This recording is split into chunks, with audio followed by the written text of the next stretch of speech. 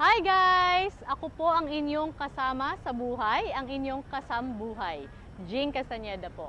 So this is the first part of our series on how to get or how to ask for assistance from the Philippine Charity Sweepstakes Office o PCSO. Narito po tayo sa opisina ng PCSO. Narito po yan sa Lung Center. So ito po yung first step. Dito po pipila para humingi ng tulong. Ngayon, the type of documents that you need to submit depends on the type of assistance that you're requesting for.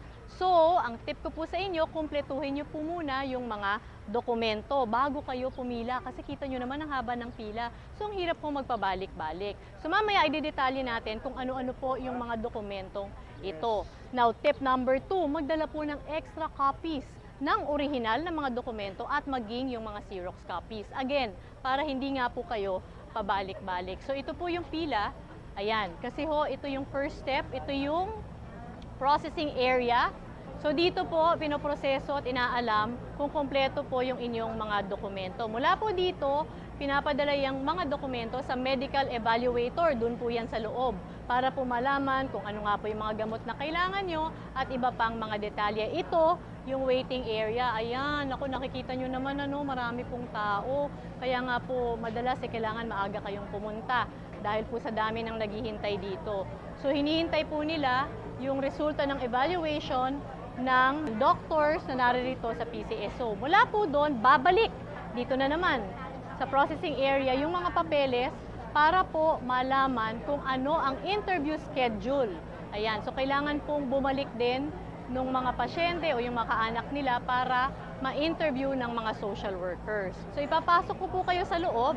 Pagbalik ninyo at kayo ay interviewin, dito po yan. At mula po sa interview to, malalaman natin kung gaano kalaki ang maitutulong ng PCSO sa inyo.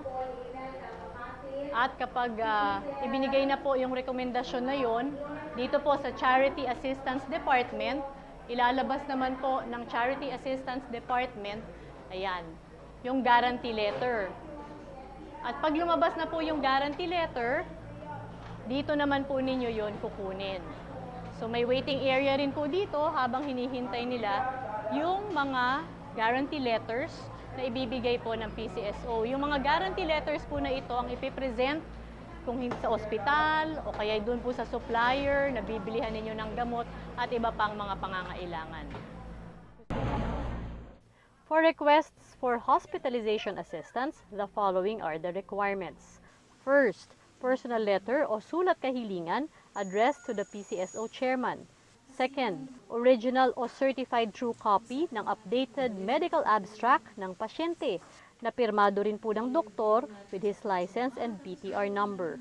Third, certified hospital bill o sertipikado at pirmado ng billing officer o credit supervisor ng ospital. Fourth, endorsement letter from the hospital social service for service patients or from the credit and collection officer for pay patients. Hindi na po kailangan ng social case study reports from the local government unit.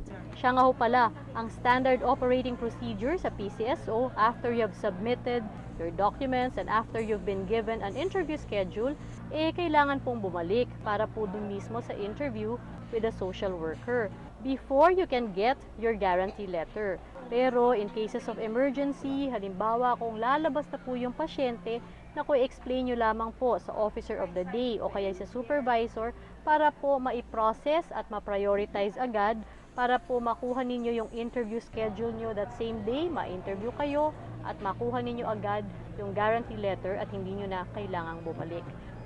Ang pinapayagan lamang po na mag-process ng requests para sa pasyente ay yung kanyang magulang o kaya'y asawa o kaya'y kapatid o kaya'y anak. Kaya po magdala ng ID at Xerox copy ng ID, government issued ID po dapat yung magpoproseso ng request para sa pasyente.